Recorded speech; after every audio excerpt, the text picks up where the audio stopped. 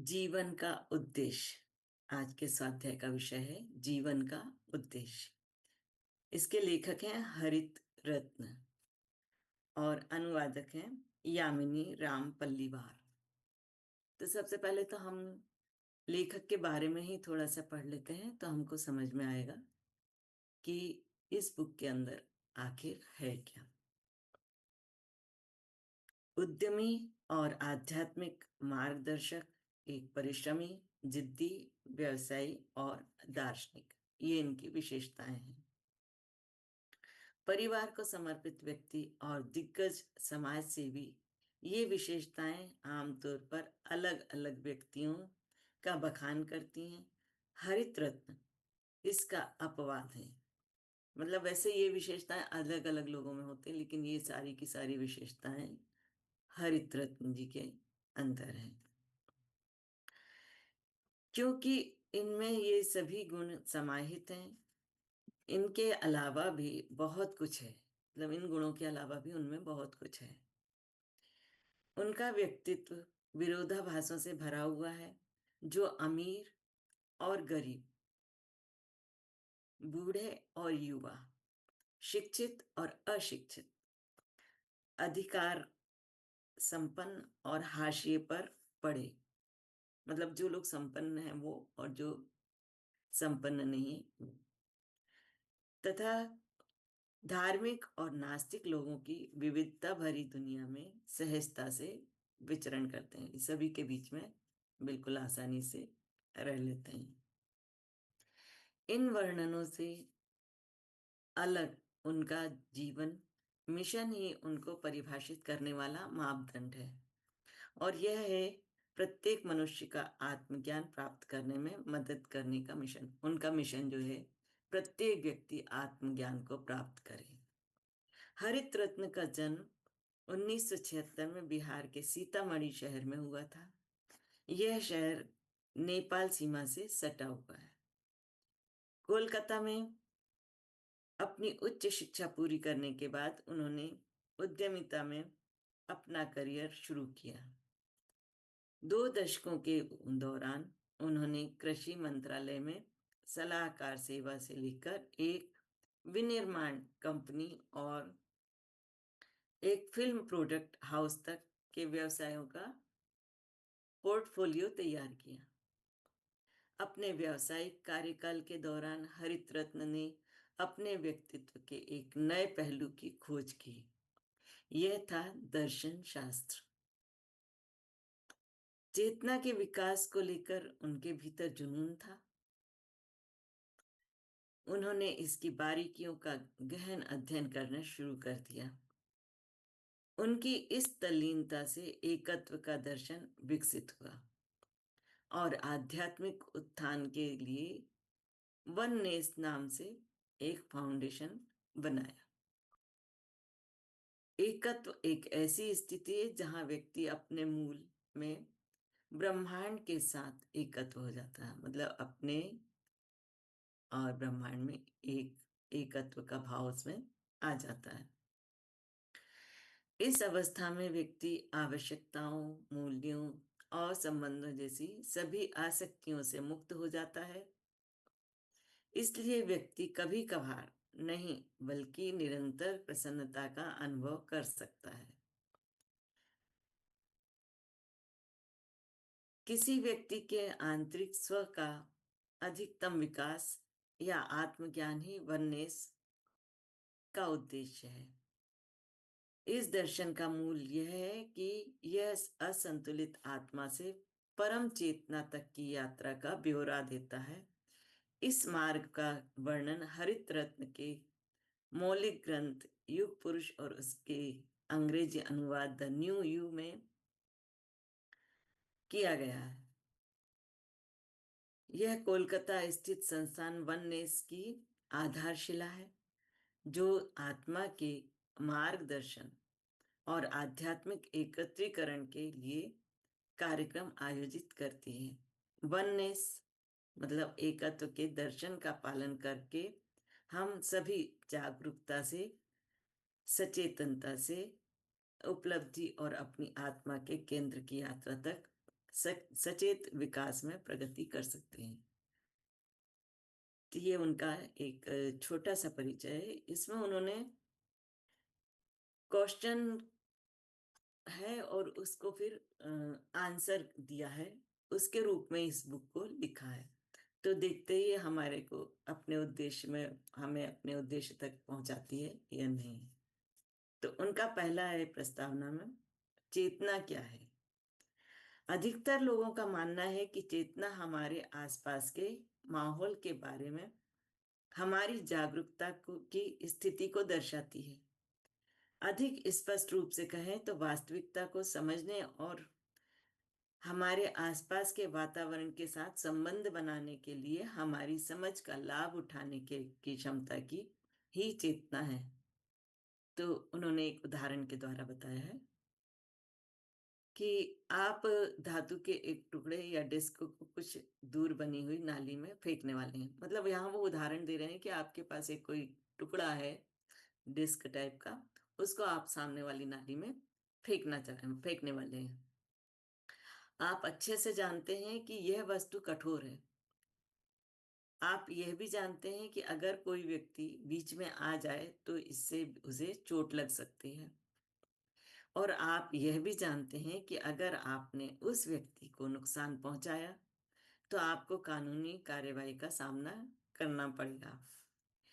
इसके अलावा आप एक व्यक्ति को नाली की ओर आते हुए देखते हैं। ये सब आपने सोचा कि उस टुकड़े के बारे में फेंकने के पहले जागरूकता से।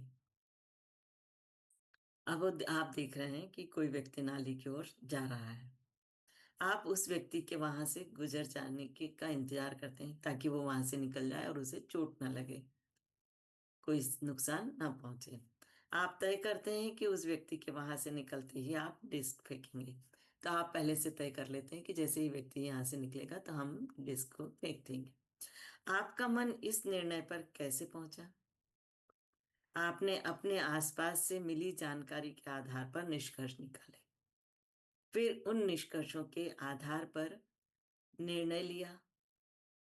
आपका निर्णय आपकी वस्तुनिष्ठ वास्तविकता के प्रति जागरूकता, विज्ञान के नियम, नैतिकता और समाज के मूल्य आदि पर आधारित था।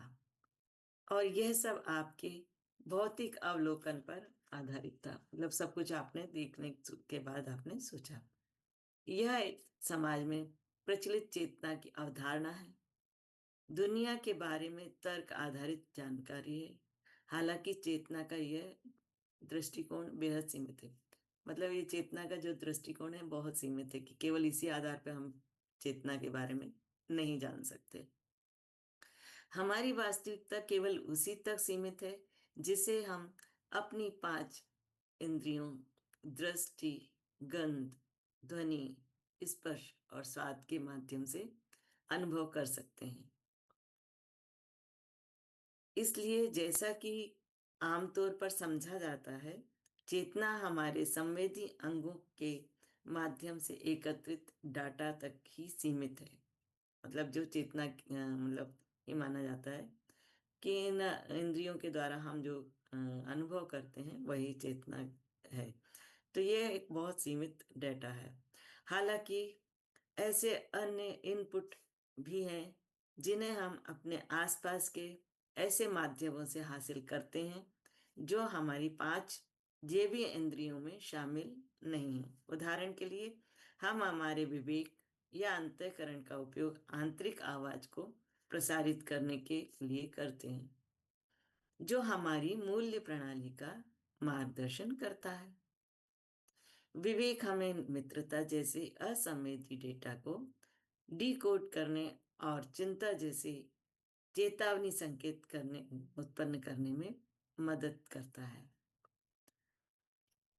अब फेंकी जा रही धातु के मामले में आप उस वस्तु का इतिहास नहीं जानते। मतलब आपको नहीं मालूम उस वस्तु के बारे में। यह किसी खिलौने वाली कार का टुकड़ा है या जो किसी के पास थी, लेकिन बहुत समय पहले खो गई थी। उस समय यह लोहे की डिस्क गलती से खिलौने से अलग हो गई थी। इस खिलौने का मालिक अभी भी इसकी तलाश कर रहा है। मतलब आपको ये नहीं मालूम कि ये किसी खिलौने की डिस्क हो सकती है, किसी बच्चे के हाथ से निकल गया हो और वो अभी भी उसका मालिक इसकी तलाश कर रहा हो।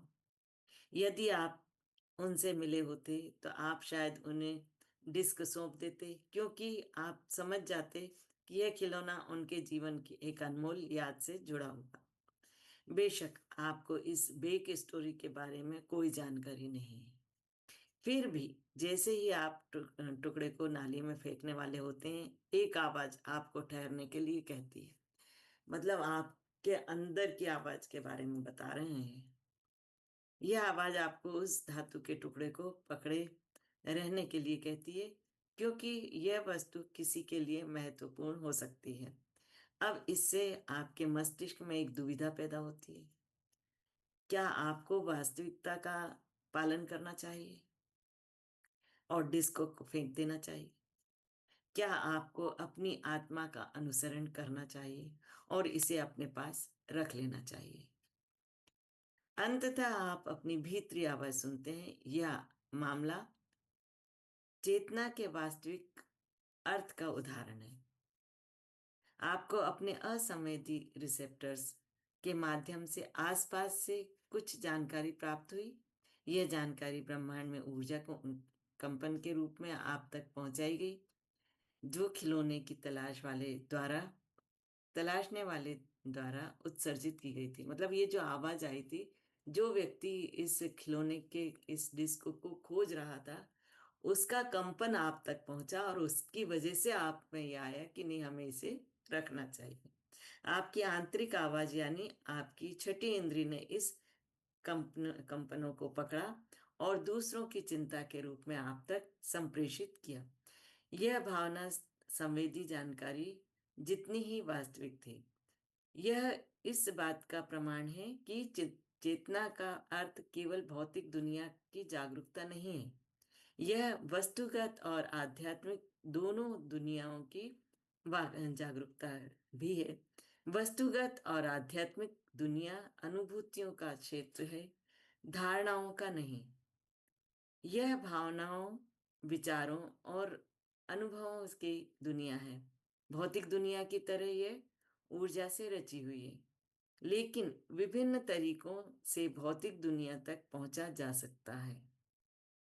जबकि हम नहीं जानते, विज्ञान, प्रौद्योगिकी या अन्य प्रकार के भौतिकवादी शिक्षा के परंपरागत तरीकों के माध्यम से आध्यात्मिक दुनिया से में कैसे प्रवेश किया जाए।